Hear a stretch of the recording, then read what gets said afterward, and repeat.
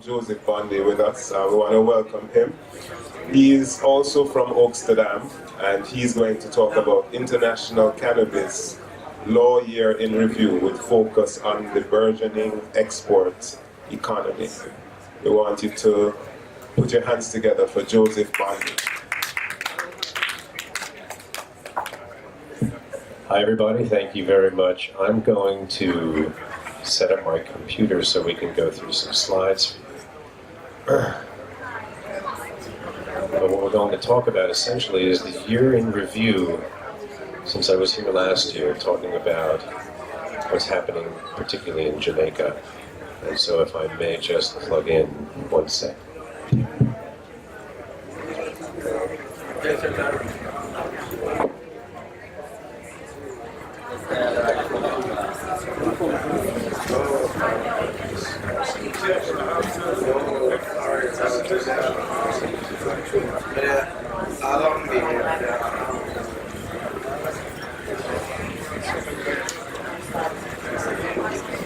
Okay, we're here. This makes it really simple, and I can do this without slides. The problem we have is I don't have an appropriate cable. All right, but let's walk through this. First off, my name is Joseph Bondi, and if I could, I'm going to just stand up and maybe, not talk with any notes and maybe step out in front of the dais at some point. I'm an attorney in New York. I practice law in a variety of areas, not all cannabis, but I've developed an expertise in cannabis through the years, since before there was any kind of a marijuana industry. And for me, my initial mandate was keep people from the penitentiary, make sure people don't go to jail in marijuana cases, because I thought it was just so manifestly unfair, if you will, for people to go to jail for marijuana. Is everyone with me? Yeah. Right? So, since I started practicing law when there were no dispensaries and where there were very few places in the United States of America where you could lawfully buy medical cannabis, we've had quite an enormous change in public opinion and sentiment. As of today, we have 33 states in the United States of America. We've also got Guam, we've got Puerto Rico that have a medical program of some sort with marijuana. We have now 10 states that have recreational cannabis in the United States, and that is to say, some of them by voter referendum, or recently a couple through legislative action. The sentiment of the people is really with us in terms of legalization. A recent Quinnipiac poll found that 94% of all the people in America think that you should be able to use medical cannabis with a doctor's recommendation. Most of the United States feels that you should never go to jail for a marijuana offense, and clearly we feel that marijuana should be legalized recreationally. But what this means for us, we've got 50 states, and marijuana remains federally illegal. And this is very important when it comes to international law and treaty control, as we know, because it wasn't really until the beginning of the 20th century when we started to think about drug control at all. When we look at the initial drug control treaties, they were for opium, and they were for a lot of substances that were being utilized at the time, and by minority groups, but also by, mid-mainstream people. We had heroin in the United States of America being sold by the Bayer Aspirin Company as an over-the-counter aid that was non-addictive, non-dependency forming, and really helpful with pain. That was the claim of the Bayer Company. And the problem with that claim is that it was really false, and as we know, most of us, heroin is really addictive and created an enormous problem for people in the United States, allowing us to then render heroin unlawful in like 1914 or so. But the problem with marijuana that emerges is one that from its inception was grounded in racism and bigotry. And indeed, in the 1920s, you see this reefer madness, this notion proliferating of African American people, Mexican workers doing terrible, horrible things to white people, white women, and as a result there being a need for cannabis to be made unlawful. This is well before Nixon and the Controlled Substances Act of 1970 and his bigoted judgment and pushing through the Controlled Substances Act we have today. But we have a legacy in the United States of America as using cannabis for social control and criminalizing people who use cannabis because we want to control them. I had the honor and privilege last week as part of what we call the federal cannabis lawsuit. I've been on a legal team. We filed a lawsuit in the federal courts of the United States in 2017 in which we alleged that the Controlled Substances Act violated due process because, number one, our government knows that cannabis has a clearly accepted medical purpose. It's fraudulent to claim that they don't know that. It's fake stuff. And number two, because those laws were enacted, our current Controlled Substances Act, by Richard Nixon and his cabal of bigoted, racist people as a means to control, at that time, the Black Panther Party, African Americans, and war-dissident protesters, right? We filed that lawsuit in federal court last year. And I know we've had a lot of action legislatively, we had a lot of progress in moving the ball forward, but not that much judicially. Our team, a pro bono, we haven't been paid a penny by anyone, not an industry group, not anybody. We're just activists trying to do the right thing. We had a federal judge in New York become the first judge in American history to render an opinion saying that cannabis clearly has a medical effect. And indeed, our clients, one of whom is a 13-year-old girl that treats with THC oil every day and is now 1,200 days seizure-free because of THC. And another young man who's 5 years old and has a severe disease named Lay's disease has more than doubled his life expectancy by changing his medication regimen to include one single other thing: cannabis. We also, in that case, have a veteran who represents all the veterans in the United States that get sent into war and patriotically defend our country and come on back with post-traumatic stress disorder and then are told by the Veterans Administration that they got to use opioids and tranquilizers and they can't use weed. Otherwise, they get thrown out of the program. We represent the plaintiff who owns the Isodiol Company, which is a really big international CBD company, and it's a minority-owned business, and Marvin Washington, our client, is seeking certain additional grants and loans he wouldn't be able to get otherwise. And then my personal favorite plaintiff is we represent a 3,100 person group, primarily young millennials of color, called the Cannabis Cultural Association. I happen to be the vice president of that group. I had the honor of being asked to join that board when we had about 10 members. As I said, we now have 3,100 members, and that group of really courageous young people, because it's the young people that are going to change this whole thing, right?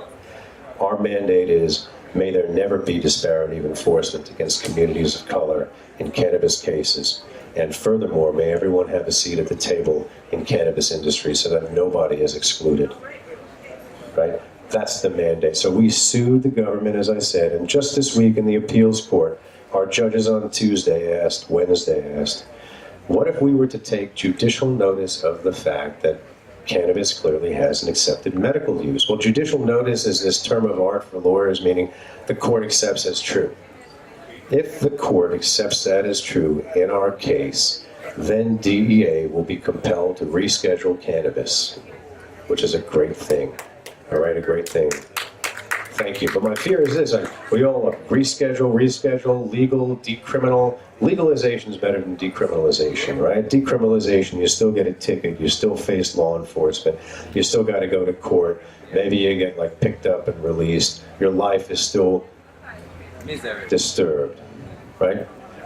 Legalization, and in New York City, I'm really happy to report the scent profile on the street has changed because we're no longer arresting people or prosecuting them in low-level cannabis possession cases. But that's what we need, is really legalization, right? And as to rescheduling, we need descheduling. We don't need to have something rescheduled into a medicine that's still prescribed by a pharmacist and that you still have these stringent controls that you need to get. We need to have legalization because that's the truth of it all. I mean, that's the truth of it. Aspirin is more harmful than you. Cough syrup is more harmful for you. Cigarettes, tobacco, alcohol, we all know the truth. I made an inquiry of the wonderful members of law enforcement that were here earlier. I've got a podcast. It's named In the Know 420. It's on Facebook. And I live streamed today In the Know 420, and I had an interview with law enforcement. And we all agree that cannabis is a lot better for your disposition than, alcohol. And that people at cannabis events tend to be a lot more peaceful. So, in terms of my backstory and in terms of my commitment to this movement, I want to assure you we're trying everything we can in the United States to make cannabis federally legal, because this becomes the linchpin, in a sense, it shouldn't, but it is, for international cannabis treaty control. We have a single convention from 1961. Everyone always points to this convention as being the impediment in there being a free market economy in cannabis traveling throughout the universe, throughout the world. And we have a convention from 1988 in the wake of the crack epidemic, which really put stringent controls on drug laws and required every state that's a signatory to go out and punish people and criminalize people. You got to do it. There's no way out. You may not have to send people to prison, but you've got to have a criminal law scheme that embraces cannabis. And again, it's just not fair. And this is not a product of the times. So what has happened here since last year? Some really good things have happened in the international world of cannabis since last year. We have the World Health Organization, right? The World Health Organization provides reportage. They render opinions to the Narcotic Control Board, which then is a committee in the UN that is empowered to make recommendations for descheduling or downscheduling of cannabis. In the earlier part of the year, we had a finding that CBD, cannabidiol, right, the non-psychoactive component of the plant, frequently derived from hemp these days in the United States, but that CBD was really not a harmful drug, beneficial in many respects, clearly had a medical value. And that's a pretty good finding. I might note that at the same time, not quite the same time, but a little later in time, the same body who found that an opioid named tramadol should also be descheduled so that people can go out and use it for their backs. For me, I think that opioids are a lot worse than cannabis in terms of social harm and addictiveness, and should be far more tightly controlled than cannabis. But the WHO finding on CBD, I think it was in May of 2018, was really an essential first step in there being hope for cannabis to be descheduled under these international treaties. Then there came a pre-review report by the World Health Organization on cannabis that I thought was really wonderful, because WHO found that cannabis, in their pre-report, probably doesn't have much of a medical, like there's no harm really, and that what cannabis leads to is euphoria, laughter, and creativity. And that's a quote from the WHO report, the pre-report on cannabis. It's hysterical, right? Here's the Schedule 1 drug, so tightly controlled under international law. And now, 50 years later, 55 years later, after the treaty and after the ratifications, we've got these bodies saying in the UN, euphoria, laughter, and creativity. And now we have the last laugh, because we've all known this for a long time, that cannabis increases our euphoria and creativity and makes us all happier. So a few months passed, and I had hoped to come to this audience and we could all have a party and report that the World Health Organization had rendered their findings in Vienna all about cannabis just a few days ago, and they suggested descheduling or downscheduling or whatever it was. But alas, it's not to be, because there is some delay in the World Health Organization rendering their findings. They need a little bit more time, and they've characterized it as to support clearances, to gain clearances. I don't know what clearances they mean, but I'll tell you what I think. China, Russia, Singapore, Pakistan, Egypt, all of these, Dubai, I mean, we've got a number of countries who are signatories to these treaties that are really pushing hard for cannabis to remain a Schedule 1 substance, because they see some manifest harm in letting us get the weed. I don't know how to say it otherwise. China is willing to export the fentanyl, but for whatever reason, they don't want us to have weed out of Schedule 1. Now this poses some unique problems, because on that control board, we have people from Uruguay, which is great. We got people from Canada, whose terms expire soon. And we've got a lot of countries that will be there longer that have a lock on this kind of control mechanism. However, we've been pushing this movement, everybody, every individual here who's been growing ganja, or trying to persuade people about the benefits of it, or every person who sat at someone else's table and tried to just expand their consciousness about the value of the herb. We've done an amazing job. The little girl who's got the epilepsy, who stands up and fights the government because she's not allowed to go to Congress to redress her grievances or set foot on federal land, for example, and lead a life like everybody else. The people who have the ability and the resources to literally make money and employ people and raise up their communities from ganja and can't, right? So what happens now? I think WHO in March is supposed to have a full vote on legalization of cannabis, I should say the UN, but the WHO findings, if they don't come in soon, are going to be a basis for there to be an adjournment, right? You're going to have these countries say, we didn't get the stuff in time, we don't have enough time to think about it. So unfortunately, political pressure may be weighing on the scale to thwart something that we all know is really obvious, which brings us to what's happening with exports in Jamaica. Because under international law, one could export a substance for a scientific or for a medical purpose, provided you have, of course, the importing nation's permission and the right permits and all of these flaming hoops you have to jump through that, of course, favor big business and not people. But as I understand it, having had a really enlightening discussion with members from the Cannabis Licensing Authority earlier today, the problem in Jamaica is, twofold. One, we need to get these regulations that are being drafted right. This is when it's critically important, right? You have a government and different branches of government, and they need to kind of come to a conclusion about what's correct. And until then, people are not really able to get the kind of licensure that might enable them to do these things. The licenses are limited right now, and of course the CLA will speak to it, but they're really kind of limited to 5 categories. The other thing is, there is a problem notwithstanding the ability under a treaty to export something for, say, a medical purpose, when Jamaica is a smaller country, not akin to, I've been told I gotta wrap up, I'm gonna wrap up, but I'm gonna wrap up because I'm almost done, right? So Canada's like a big country, they've got their own banking system. Canada is not in the same kind of vulnerable zone that a country like Jamaica is. And as I've had it explained to me, the correspondent banks for Jamaica are outside of the country. And indeed, those banks have indicated to the government, and American banks, that they will pull the plug on remittances and correspondent banking in Jamaica if indeed they start to engage in the kind of even allowable international export economy that we wish. So as of right now, we've got one exporter. It was really important that Courtney Betty and Timeless Herbal Care did a small-scale scientific export to Canada. So what I see in the future is really this: some delay so that we can get it right, some international delay that's beyond our control, but we're moving in the right direction.